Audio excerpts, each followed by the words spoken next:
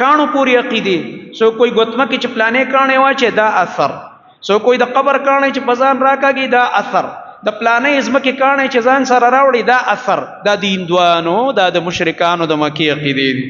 دا عقیده چې د چاوي څوک مزي غاړو ته چي بندونه تارونه لاسو ته خپو ته مټو ته، زما محترم ورونو دا عقیده چې د چاوي دا د شرک عقاید دي، دا زنویم زما جذبات نه دي، دا قران وای او زما استاد محمد مصطفی صلی الله علیه وسلم دې کارونو ته د شرک اعمال ویل دي.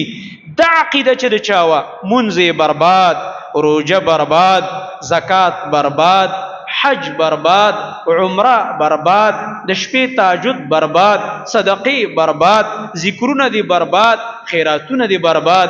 ځکه الله فرمایي ان الله لا یغفر ان یشرک به. د الله قانون دا دی چې الله سره چا شرک وکړلو الله وي زما په قانون کې د بخنه نشته دی. دا د الله اٹل قانون دی. بل ځکه الله رب العالمین فرمایي فقد حرم الله علیه الجنه ومأواه النار. الله وی یقینا په مشرک می جنت حرام کړی دی ابدا او همیشه، او دا انسان به همیشه جهنم ته ځي والعیاذ بالله. څومره خطرناک خبرې، څومره شرکونه زمونږ په دې زمانه او معاشره کې عام دي.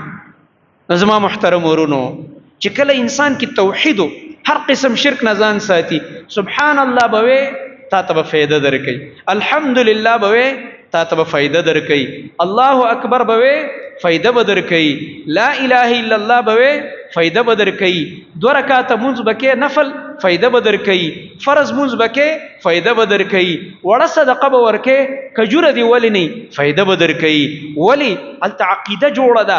مثال دې سیده د عقیده لکه جرړه د ونې چې جرړه جوړی کنه چوبسونه ورچه بس فائدہ ورکي، فائدہ ورکي، میویم نسی، پانیم شنی، سانګیم ګوري، سورم ورکي، فائدہ پکې وي. او چې کله د ونې جرړه خراب شوه ډیر وبو ورچوا ډیر خدمتونه وکا هیڅ فائدہ نه کوي.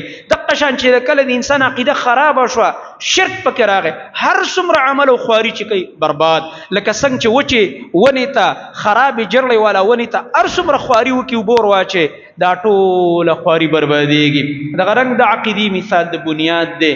بنیاد چې کله جوړ شي برا آبادی کوه مطمئن بی چې دا زما آبادی برابر د زب کې اوسېدی شم. خو که بنیاد نو اسی دیوالونه دی وخی جول نو دا ټول خلق دی ملامت کوي، ټول عقل مندم درته وي. او چې ستا کم د کور عقل مند کسان یو شپم در سره نه کوي په دې کور کې، تا خو بنیاد نه دی کړی، تش دیوال دی پس مکه خېجولې دی، دا خو را غورځېږي.